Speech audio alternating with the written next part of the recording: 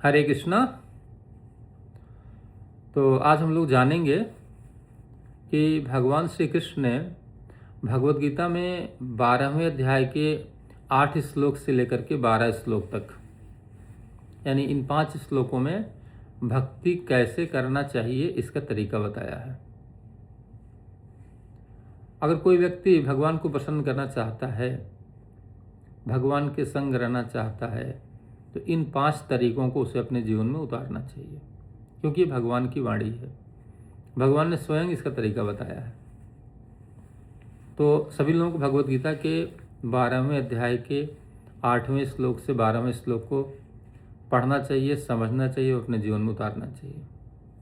तो पहला हम लोग जानेंगे कि पहला तरीका क्या है जिससे भगवान सबसे अधिक प्रसन्न होते हैं। भगवान बताते हैं 12वें अध्याय के 8वें श्लोक में, मयि एव मनाधस्सु मयि बुद्धिं निवेशय निवस्यसि मय्येव अतूर्ध्वं न संशयः। तो सबसे पहले भगवान कह रहे हैं कि मयि एव मन आधस्व, मयि बुद्धिम निवेशय। मयि माने मुझ में, मयि एव माने निश्चय ही, मन आधस्व। भगवान कह रहे हैं कि सबसे पहले मन को मेरे में स्थिर करो। पहला काम भगवान बता रहे हैं। और बुद्धि को मुझ में लगाओ। बुद्धि को भगवान में लगा करके मन को भगवान में स्थिर करो। पहला काम भगवान ही बता रहे हैं। इससे क्या मिलेगा? भगवान कहते हैं निवस्यस्य मय्येव अतूर्ध्वं न संशयः। इसमें कोई संशय नहीं कि तुम मुझको प्राप्त नहीं करोगे। भगवान गारंटी दे रहे हैं कि 100% गारंटी है कि तुम भगवान को प्राप्त कर लोगे। करना क्या है? मन को भगवान में स्थिर करना है। अब यही सबसे कठिन कार्य है। हम लोग कहते हैं मन स्थिर होता ही नहीं है। मन इतना चंचल है कि वो भागते रहता है, क्योंकि वो उसका स्वभाव है। जो उसका स्वभाव, जैसे अग्नि का स्वभाव है जलाना, तो ठंडी कैसे हो जाएगी?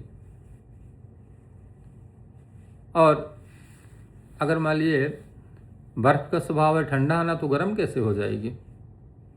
जिसका जो स्वभाव है वो तो अपना काम करेगा, लेकिन हमें ये देखना है कि कैसे सुख किया जा सकता है।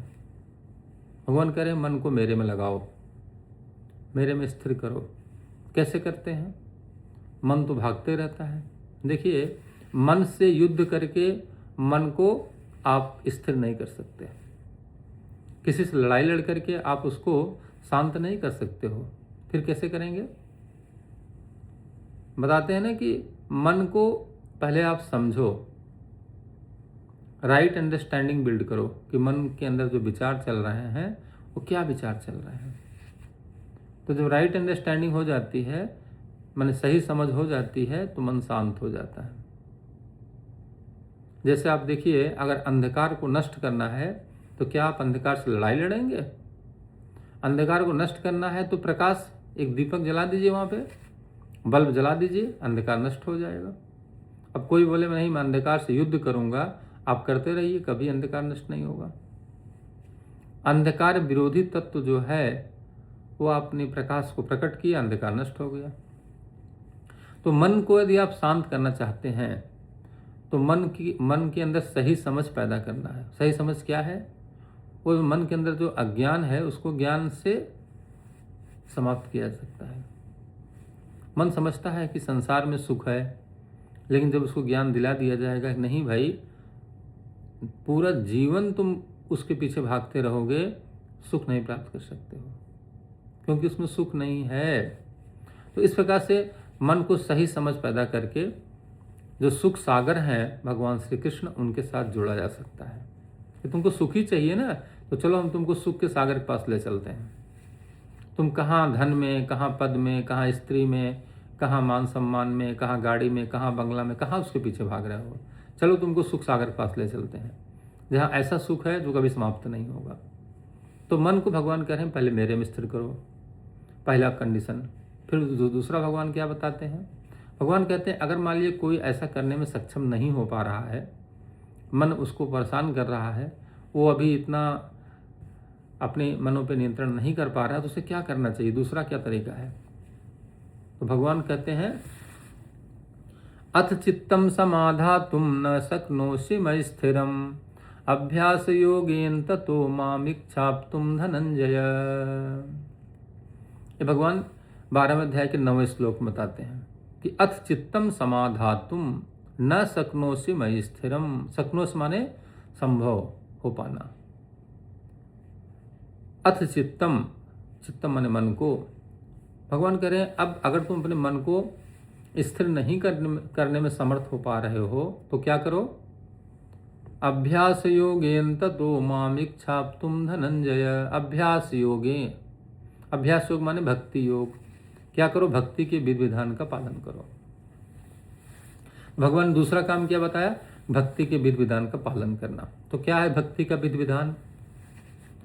मन नहीं लग रहा है तो इसका मतलब थोड़ा भक्ति बंद कर दो। भगवान दूसरा तरीका बता रहे हैं। वो क्या बता रहे हैं? भगवान कह रहे हैं सुबह उठो, ब्रह्म मुहूर्त में स्नान करो। ये भक्ति का विधि विधान है। स्नान करो, स्नान करने के बाद क्या करो? मंगला आरती भगवान की करो, भगवान को दीपक धूप दीप दिखाओ, भगवान को पुष्प चढ़ाओ। इसके पश्चात क्या करो? भगवान के नाम का जप करो, कीर्तन करो। ये सब भगवान के प्रसन्न करने की विधियां हैं। इसका अभ्यास करो। भगवान कहते हैं अभ्यास योग युक्तेन। भगवान कहते हैं जब इस प्रकार से अभ्यास करोगे, भक्ति के विधान का पालन करोगे तो मुझको प्राप्त कर सकते हो। माम इच्छाप्तुम धनंजय। भगवान कहते हैं अभ्यास योग युक्तेन माम इच्छाप्तुम धनंजय। भक्ति के विधि विधान द्वारा अपनी इस प्रकार से इच्छा करो मुझको प्राप्त करने के लिए। तो अगर मान लीजिए अब भगवान कहते हैं अगर चलो किसी के अंदर ये भी इच्छा उत्पन्न नहीं हो पा रही, नहीं साहब मैं तो सुबह 4 बजे नहीं उठ सकता, ब्रह्म मुहूर्त में स्नान नहीं कर सकता, मैं फूल माला नहीं चढ़ा सकता, मुझे ये सब अच्छा नहीं लग रहा है, तो भगवान कहते हैं तो ठीक है तुमको और तीसरा ऑप्शन दे रहा हूँ मैं। भगवान क्या बताते हैं तीसरा ऑप्शन? भगवान कहते हैं कि अगर कोई व्यक्ति ये भी नहीं करने में सक्षम है तो अभ्यासे अब समर्थो वस मत्कर्म परमो भव मदर्थम अप कर्माणि कुर्वन् सिद्धिम अवाप्स्यसि। अब भगवान 12वें अध्याय के 10वें श्लोक में बता रहे हैं कि अगर अभ्यास करने में तुम सक्षम नहीं हो, मन नहीं लगा पा रहे हो तो अभ्यास करो, विधि विधान का पालन करो। और अगर विधि विधान का पालन भी नहीं करने में सक्षम हो पा रहे हो तो फिर क्या करो? अभ्यासे अब समर्थो वस मत कर्म परमो भव। अभ्यास करने में अगर तुम समर्थ नहीं हो तो मेरे लिए कर्म करो। मदर्थम अपि कर्माणि कुर्वन् सिद्धिम अवाप्स्यसि। मेरे लिए कर्म करने से तुम क्या करोगे? सिद्धि को प्राप्त कर सकते हो। तो क्या कर्म करें भगवान के लिए? भगवान कहते हैं कि मेरे लिए कर्म करने का मतलब क्या है? जैसे मान लो अगर कोई व्यक्ति धनवान है और वो व्यक्ति क्या अगर धनवान है तो क्या करे? वो उसे क्या करना चाहिए कि भगवान के लिए मंदिर बना देना चाहिए। वो धन उसके पास जो है उसको भगवान की सहायता में लगाए। वो भगवत गीता का वितरण करा देना चाहिए, प्रसाद का वितरण करा देना चाहिए। और क्या करना चाहिए? और उससे कुछ धर्मार्थ कार्य करने चाहिए, जैसे कुआं खुदवा देना, तालाब खुदवा देना, या कोई गुरुकुल खुलवा देना जहाँ पे भगवत गीता या भागवत की पढ़ाई हो सके। तो उस धन का उपयोग भगवान की सेवा में वो करे। ये भगवान के लिए कर्म करना हो गया। नहीं पूजा कर पा रहे हो, नहीं सुबह उठ पा रहे हो तो भगवान के लिए कर्म करो आप। और अगर मान लीजिए ये भी नहीं कर पा रहे हो, मान लो भगवान जैसे कोई व्यक्ति मान लीजिए कार्य कर रहा है, मान लीजिए कोई व्यक्ति भगवान का भक्त है, वो भगवान की भक्ति में लगा हुआ है, तो उसको धन की आवश्यकता पड़ती है, उसको श्रम की आवश्यकता पड़ती है, लोगों की आवश्यकता पड़ती है, तो उसको उसकी मदद कर दो आप। अगर वो भगवद गीता का वितरण करना चाहता है उसको धन दे दो, वो धन लेकर के उस धन से भगवद गीता खरीद करके लोगों के बीच में बांट देगा। और मान लीजिए कि आप गाय की सेवा नहीं कर पा रहे हो, आप फ्लैट में रहते हो, आप पास गाय रखने की जगह नहीं है, तो आप क्या कर सकते हो? आप उस धन को एक गाय खरीद करके आप गौशाला में दे दीजिए और उसका चारा 1 महीने का उसको दे दीजिए। तो वो आपने क्या काम किया, वो कर्म कर दिया भगवान के लिए। गाय की सेवा हो गई, भगवद गीता वितरण हो गया, प्रसाद का वितरण हो गया। उस भक्त को जो भगवान के कार्य को कर रहा है, वो नौकरी तो कर नहीं रहा है कि वो पैसा पाएगा, तो उसको भी तो कपड़ा चाहिए, उसको भोजन चाहिए, उसको भी तो डे टू डे लाइफ में जो रिक्वायरमेंट चाहिए वो आप दान कर दो उसको। तो ये सब क्या है, भगवान के लिए कर्म करना। भगवान कहते हैं अगर मान लो कोई ये भी नहीं करना चाहता है, अब भगवान देखिए कितने ऑप्शन दिए, पहले मन लगाओ, दूसरा भक्तिपूर्वक कार्य करो, तीसरा मेरे लिए कर्म करो, अब चौथा भगवान बता रहे हैं। भगवान कहते हैं अथ एतत् असक्तो वश कर्तुम मत योगम आश्रितः सर्वकर्म फल त्यागम ततः कुरु यतात्मवान। अगर मेरे लिए कर्म ही करने में तुम सक्षम नहीं हो, अथ एतत् असक्तो अस्य, इस प्रकार तुम ये भी असक्त हो रहे हो, ये भी नहीं करने में तुम सक्षम नहीं हो, तो भगवान क्या कर रहे हैं, अथ एतत् असक्तो वश मत कर्म परमो भव, मेरा कर्म करने में तुम सक्षम नहीं हो तो मदर्थम अपि कर्माणि, भगवान कहते सर्वकर्म फल त्यागम ततः कुरु यतात्मवान। सर्वकर्म फल त्यागम, अपने कर्म के फल को मुझको अर्पित करो। कर्म का फल, जो कर्म कर रहा जो व्यक्ति, सर्वकर्म फल त्यागम ततः कुरु यतात्मवान, अपने कर्म फल को मुझको दे दो। अब कर्म के फल से बड़ी आसक्ति रहती है ना, कर्म का फल व्यक्ति छोड़ना नहीं चाहता है, क्योंकि उसी के लिए तो वो काम कर रहा है। अब भगवान कहते हो मुझको दे दो, तो भगवान को क्या धन की आवश्यकता है क्या? भगवान को धन नहीं चाहिए, भगवान तुम्हारी आसक्ति खत्म करना चाहते हैं। क्यों? Attachment is the root cause of bondage in this material world. आसक्ति ही बंधन का कारण है, तो भगवान उस आसक्ति को नष्ट करना चाहते हैं, क्योंकि जब तक आसक्ति नष्ट नहीं होगी तब तक जन्म मृत्यु का बंधन नष्ट नहीं होगा। और आसक्ति ऐसी चीज है, आसक्ति कोई व्यक्ति तब तक नहीं छोड़ता है जब तक वो चाहे ना, इसको जबरदस्ती नहीं छुड़वाया जा सकता है। आप धृतराष्ट्र को देखिए, धृतराष्ट्र को 67 गुरुओं ने ज्ञान दिया था, और ऐसे से महान गुरुओं ने ज्ञान दिया था, जैसे वेद व्यास जी वहाँ पर थे, स्वयं भगवान के साहित्यिक अवतार हैं। महात्मा विदुर थे, संजय ने उनको ज्ञान दिया, गुरु वशिष्ठ ने ज्ञान दिया, नारद मुनि ने ज्ञान दिया, इतने महान महान आचार्यों ने ज्ञान दिया, परंतु उनकी आसक्ति गई नहीं। आसक्ति न जाने से क्या हुआ, महाभारत हो गया और फाइनली सबके सब मारे गए। तो आसक्ति व्यक्ति को मजबूर और कमजोर बना देती है। तो आसक्ति बड़ी खतरनाक चीज है, इसलिए भगवान यहाँ बोल रहे हैं कि अथ एतत् असक्तो वश कर्तुम मत योगम आश्रितः सर्वकर्म फल त्यागम ततः कुरु यतात्मवान। भगवान कहते हैं सर्वकर्म फल त्यागम, सारे कर्म के फल को मुझको अर्पित कर दो।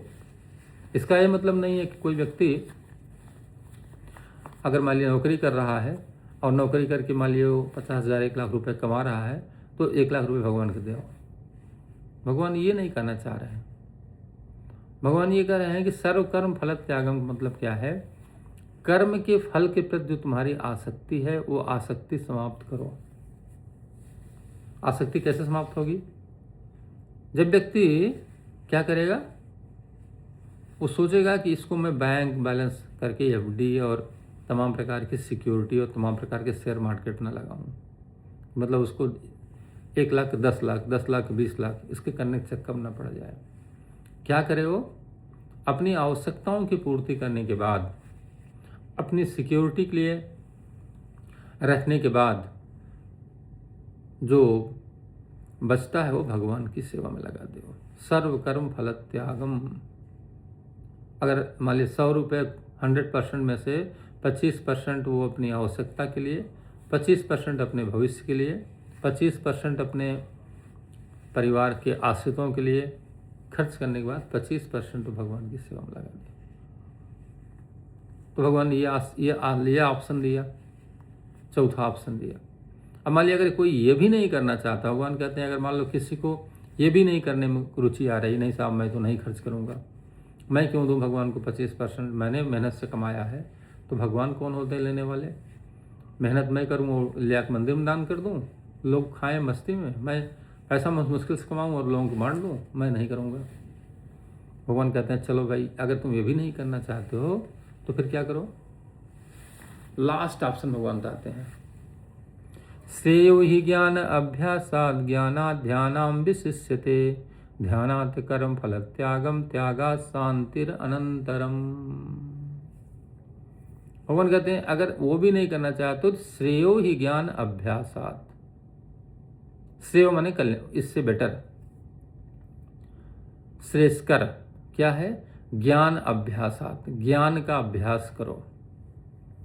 ज्ञान का अभ्यास करने का मतलब क्या हुआ? ज्ञान का अभ्यास करने का मतलब ये नहीं हुआ कि अब आप इंजीनियरिंग और मेडिकल और फिजिक्स केमिस्ट्री और मैथमेटिक्स हिस्ट्री ज्योग्राफी पढ़ने लगी। ये सब भौतिक विज्ञान है। भौतिक विज्ञान शरीर के लिए होता है और आध्यात्मिक विज्ञान आत्मा के लिए होता है। आध्यात्मिक विज्ञान मतलब भगवत गीता, भागवत, चैतन्य चरितामृत, ये सब आत्मा के उद्धार की बात करते हैं। और ये जो भौतिक विज्ञान है, इससे केवल कैसे पैसा कमाया जाए। यहाँ लोग आजकल केवल पैसा कमाने का पैकेज ढूंढ रहे हैं कि IITs करेंगे, IIMs करेंगे तो करोड़ों पैकेज में चले जाएंगे। करोड़ों का पैकेज ढूंढ रहे हैं लोग और आत्मा का पतन करा रहे हैं। तो ये अज्ञानता है। तो भगवान कहते हैं श्रेयो ही ज्ञान अभ्यासात् ज्ञानात् ध्यानां विशिष्यते। मन भक्ति की विधि विधियों का जो व्यक्ति पालन कर रहा है उससे श्रेष्ठकर है ज्ञान लेना, आध्यात्मिक ज्ञान लेना। मतलब इन विधि विधानों से अच्छा है कि तुम ज्ञान लो, आध्यात्मिक ज्ञान लो। और भगवान कहते हैं अगर तुम ज्ञान लेने में सक्षम नहीं हो तो क्या करो? सेवे ज्ञान अभ्यासात् ज्ञानात् ध्यानां विशिष्यते। ज्ञान से श्रेष्ठ ध्यान है। ध्यान ये मतलब नहीं आंख बंद कर लीजिए और मन के अंदर केवल भोग के विचार चल रहे हैं। जैसे बगुला क्या करता है, आंख बंद करके मछली के ऊपर निगाह लगाए रहता है। ऐसा नहीं, परम हंस बनिए। जैसे हंस क्या करता है, क्षीर नीर विवरण समय भक उघरते ही काल। वो क्या करता है, हंस क्षीर और नीर यानी दूध और पानी को अलग अलग कर देता है। इतना प्योर होता है वो हंस, इसलिए बोलते हैं उसको। तो ध्यान लगाने का मतलब ये नहीं हुआ कि आंख बंद किए और 2 घंटे बैठे हैं और मन के अंदर केवल विचार चल रहे हैं कि संग्रह करने के, ईर्ष्या के, द्वेष के, भोग के, तमाम प्रकार के विचार चल रहे, उसको ध्यान नहीं बोलते हैं। ध्यान का मतलब क्या हुआ? ध्यान का मतलब मन के अंदर जो विचार चल रहे हैं वो सारे विचार शुद्ध हो जाएं, भोग के विचार न हो करके योग के विचार हो जाएं। कैसे हम भगवान का स्मरण कर सकें, भगवान की लीला का स्मरण कर सकें, कैसे हम दूसरों को खुश कर सकें, दूसरों को सहायता प्रदान कर सकें, ये सारे विचार चलने लगे। तो ज्ञानात् ध्यानां विशिष्य, और ध्यानात् और ध्यान से बेटर भगवान ने क्या बताया है? ध्यानात् कर्म फल त्यागम। कर्म के फल को, त्याग को भगवान ने ध्यान से भी श्रेष्ठ बताया है। और ध्यानात् कर्म फल त्यागम त्यागात् शांतिर अनंतरम। और यदि कोई व्यक्ति कर्म फल का त्याग करता है तो भगवान कहते हैं शांति को प्राप्त कर लेता है। यानी जब शांति मिलेगी तो सुख मिल जाएगा, तो भगवान को प्राप्त कर लेगा। तो भगवान ने ये विधि बताई है 8 से लेकर के 12 श्लोक में। पहला तो मन को मेरे में लगाओ, यदि मन को नहीं लगा सकते हो तो विधि विधान का पालन करो। दूसरा, और यदि विधि विधान का पालन नहीं कर सकते हो तो मेरे लिए कर्म करो। यदि कर्म भी नहीं कर सकते हो तो कर्म फल को त्याग करो। यदि कर्म फल का भी त्याग नहीं कर सकते हो तो मेरे लिए ज्ञान का अर्जन करो। ये तरीका भगवान ने भक्ति के लिए बताया है। अब कोई व्यक्ति को जो इसमें से सूट करे, जो जिसको अच्छा लगे वो अपने अडॉप्ट कर ले। भगवान कह रहे हैं किसी भी तरीके से मुझको प्राप्त कर सकते हो। सर्वोच्च क्या है? मन को भगवान में लगाना, क्योंकि मन ही जो है इस संसार में बंधन और मोक्ष का कारण है। तो मन को यदि कोई ट्रेंड कर ले तो बहुत अच्छी बात है, और नहीं ट्रेंड करेगा तो इन तरीकों से वो ट्रेंड कर ले जाएगा। इसलिए मन को ट्रेंड करने के लिए भगवान ने ये सब ऑप्शन दिए हैं, और इस ऑप्शन का जो हम लोग उपयोग करते हैं तो हम लोग अपने मन को ट्रेंड कर ले जाते हैं। और नहीं तो हमारा मन पूरा जीवन बिगड़ा रहता है और बिगड़े हुए चला जाता है। हमारा ये समय भगवान ने दिया है, जितनी सांसें भगवान ने दी हैं, सब सांसें व्यर्थ हो जाती हैं। यहाँ लोग केवल जीवन जी रहे हैं, किस लिए कि सुबह उठेंगे, स्नान करेंगे, चाय पिएंगे, न्यूज़पेपर पढ़ेंगे, भोजन करेंगे, सो जाएंगे, जॉब पे जाएंगे, शाम को आएंगे, फिर टीवी देखेंगे, फिर खाएंगे, फिर सो जाएंगे। तो इसका मतलब क्या है? ये तो ऐसे ही हुआ ना, जैसे किसी आदमी को बोला जाए कि तुम्हें यात्रा करनी है, लेकिन उसको उसका लक्ष्य न बताया जाए। बिना लक्ष्य जाने हुए यदि कोई व्यक्ति कार लेकर के यात्रा पर निकला है तो कहाँ जाएगा वो? उसको पता ही नहीं कि उसको जहाँ जाना है, वो भटक जाएगा। ऐसे आजकल जीवन लोग भटक गए हैं, उनको पता ही नहीं कि उनके जीवन का लक्ष्य क्या है। वो केवल क्या सोचते हैं, सुबह उठना है, नहाना धोना है, खाना पीना है, जॉब पे जाना है, सो जाना है, मनोरंजन करके सो जाना है। ये जीवन का लक्ष्य नहीं है। ये तो ऐसे है जैसे बिना लक्ष्य गाड़ी चलाई जा रही है। जीवन का लक्ष्य क्या है? जीवन का लक्ष्य यह है कि तुम कौन हो ये जानो और तुम्हें क्या करना है, मतलब भगवान को प्रसन्न करना है और भगवान की भक्ति करना है, भगवान के धाम जाना है। ये जीवन का लक्ष्य है। डेस्टिनेशन इज गोलोक वृंदावन, भगवान का धाम। और साधन क्या है? नाम जप करना, शास्त्र पढ़ना, भगवान की को माला फूल चढ़ाना, प्रसाद लोगों को बांटना, भगवत गीता वितरण करना, ये सब साधन है। और साध्य क्या है? भगवान श्री कृष्ण। तो जब कोई व्यक्ति ये समझ करके अपनी भक्ति करता है, तब भगवान को प्रसन्न करके भगवान के धाम चला जाता है। तो ये भगवान ने भगवद गीता में 12वें अध्याय के 8 से 12 में फार्मूला दिया है। इसको अपने जीवन में उतारना चाहिए ताकि हम लोग भगवान को प्रसन्न करके भगवान को प्राप्त कर लें। हरे कृष्णा। विश्व गुरु श्रील प्रभुपाद की जय।